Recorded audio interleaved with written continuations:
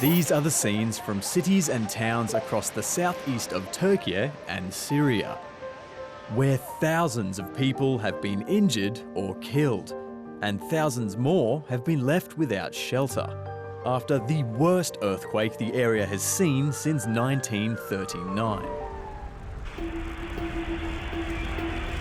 In the early hours of the morning on February the 6th, a massive 7.8 magnitude quake hit just outside the city of 𝗤𝗓𝗏. And then, just 9 hours later, another 7.5 magnitude quake rocked central Türkiye, with shaking felt as far as Israel, Lebanon and Greece.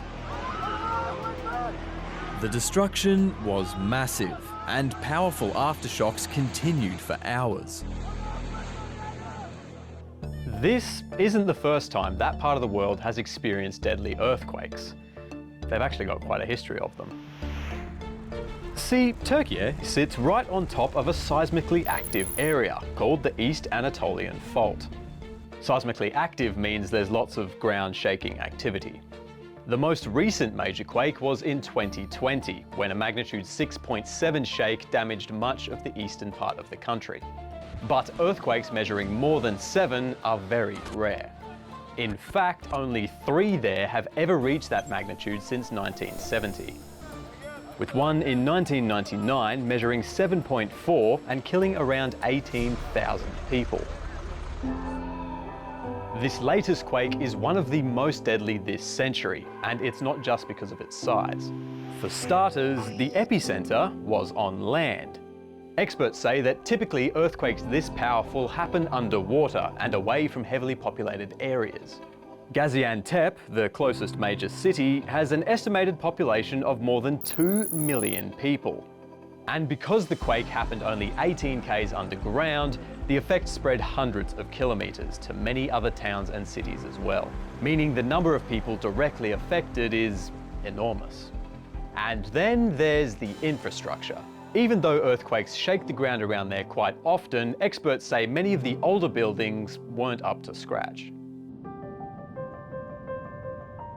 Newer buildings in places like Istanbul were designed with modern earthquake standards in mind, but a lot of buildings in the south weren't built to that standard. And across the border, in the Syrian cities of Aleppo and Hama, experts reckon quick construction and years of war may have contributed to their buildings facing the same crumbling fate. So far, thousands of buildings have collapsed. And to make things worse, the earthquake hit at around 4 AM, when many people were inside those buildings sleeping. That means that there's a lot of rescue work to be done. Not only are emergency workers having to dig through tons upon tons of rubble, but they're also faced with wet weather and freezing winter temperatures, which also isn't good news for survivors trapped under the rubble. They're calling out, but nobody comes. We're finished. They asked to be rescued, but we can't help them. So other countries from around the globe are jumping in to help. We have received several calls for international aid to our country.